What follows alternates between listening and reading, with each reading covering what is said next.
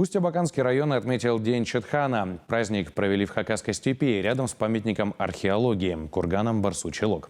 Послушать звучание инструмента собрались поклонники национальной музыки из разных уголков республики, рассказывает Наталья Гармашова.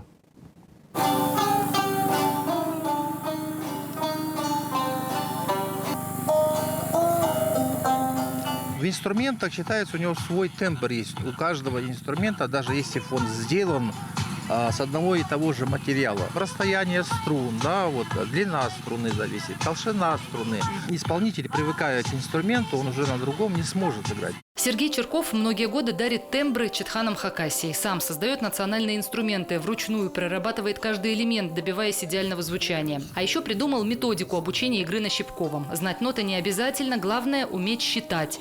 Анастасия Сагатаева с 5 дочерьми уже прошла учебный курс и в мае создала семейный ансамбль «Алтын-Кюн» «Золотое солнце».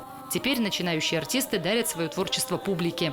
С детства не пришли нам эти все традиции, так как мы были городские, и не получилось у нас это. Но я постаралась это все исправить. То есть мы и хакасский изучаем, начали изучать, потому что не разговаривали. И четхан, он как самый древний инструмент, вот мы с него начали. Какой голос у четхана, у твоего? Нежный. Необычный, красивый. Такой степной. А твой четхан?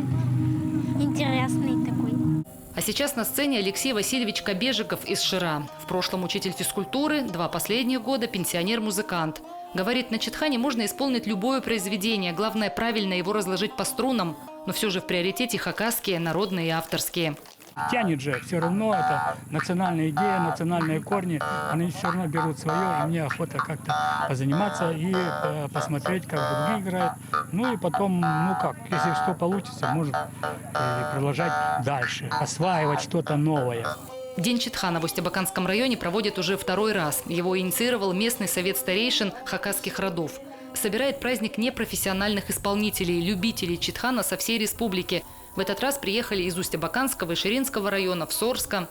Нам бы очень хотелось, чтобы он прижился и был востребован. В этом плане нужно работать всем вместе. И нам, и районной администрации, которая берет на себя с этого года заботы. Четхан – уникальный инструмент, удивительный инструмент. И он привлекает внимание, он красиво звучит. А что может быть лучше в степи, кроме четхана? В этом году изменилось и время праздника, он сместился на месяц, и место. Концерт провели вблизи археологического памятника кургана Барсучий Лог, недалеко от села Московское.